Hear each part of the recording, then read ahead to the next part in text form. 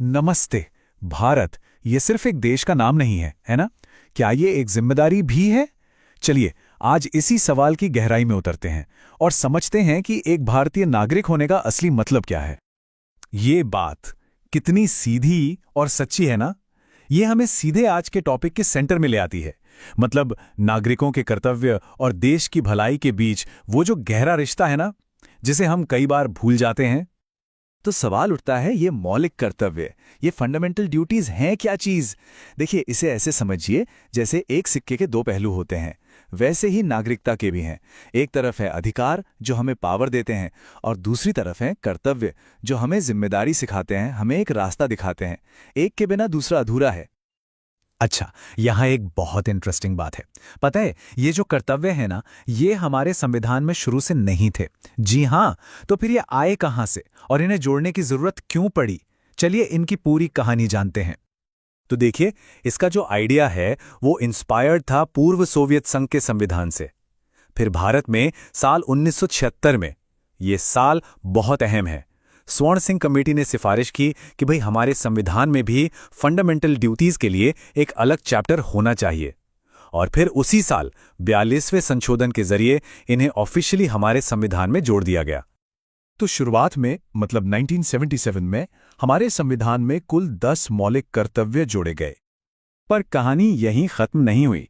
इसके काफी साल बाद 2002 में 86वें संविधान संशोधन के जरिए एक और बहुत ही जरूरी कर्तव्य इसमें शामिल किया गया। और इसके जुड़ते ही इन कर्तव्यों की कुल संख्या हो गई 11। तो अब सवाल ये है कि ये 11 जिम्मेदारियां हैं कौन कौन सी? चलिए एक एक करके इन्हें समझते हैं। तो अब हम बात करेंगे हमारे उन 11 मौलिक कर्तव्यों की। आपकी सहूलियत के लिए हमने इन्हें 2 हिस्सों में बांट दिया है। तो पहले 6 कर्तव्यों का जो फोकस है वो है हमारा देश, इसके सिंबल्स, इसकी एकता और इसकी सुरक्षा।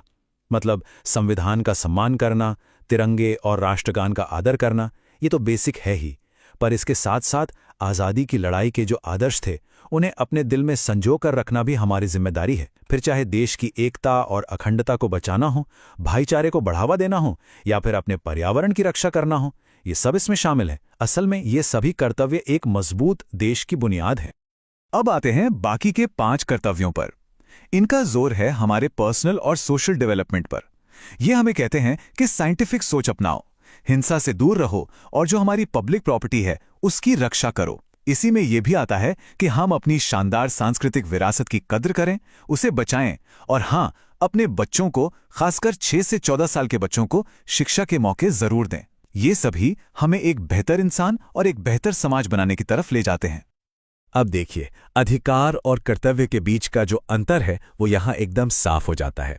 अधिकार जो 1950 से ही हमारे संविधान में है वो हमें आज़ादी देते हैं, हमारी ताकत है। वही कर्तव्य जो 1976 में आए वो हमसे जिम्मेदारी की उम्मीद करते हैं। पर सबसे बड़ा फर्क क्या है? वो ये कि अगर किसी के मौलिक अधिकारों का हनन हो तो वो सीधे कोर्ट जा सकता है, लेकिन कर्तव्यों को ना मानने पर कोई सीधी कानूनी सजा का प्रावधान नहीं है। क्यों? क्योंकि इन्हें एक नैतिक जिम्मेदारी की तरह देखा गया, एक गाइडलाइन जो हमें कानून के डर से नहीं बल्कि दिल से एक अच्छा नागरिक बनने के लिए प्रेरित करे। ठीक है, तो अब हम ये तो जान गए कि ये कर्तव्य क्या हैं, पर सवाल यह है कि ये देश के लिए इतने जरूरी क्यों हैं? सोचिए, जब हर नागरिक इन कर्तव्यों को सच में निभाने लगता है तो क्या होता है? एक अनुशासन आता है, देशभक्ति की भावना और भी गहरी होती है, और यही भावना हमारे लोकतंत्र को, हमारी डेमोक्रेसी को मजबूत बनाती है।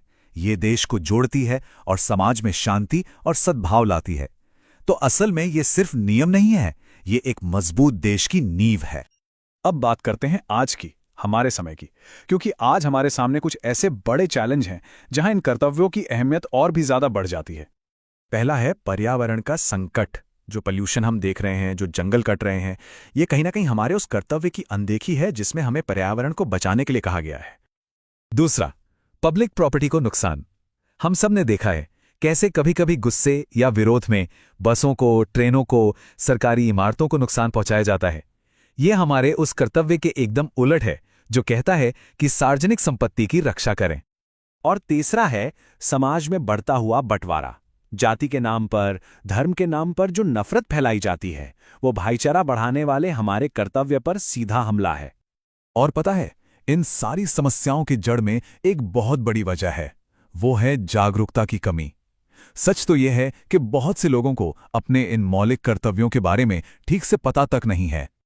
तो हम वापस उसी बात पे आते हैं, अधिकार और कर्तव्य ये अलग अलग नहीं सोचे जा सकते। ये सच में एक ही सिक्के के दो पहलू हैं। एक मजबूत देश सिर्फ अधिकारों की मांग करने से नहीं बनता, वो तब बनता है जब नागरिक अपने कर्तव्यों को भी पूरी ईमानदारी से निभाते हैं।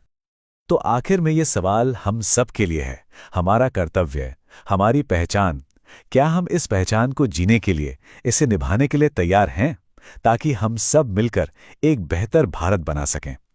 ये एक सवाल है जो हम सबको अपने आप से पूछना चाहिए।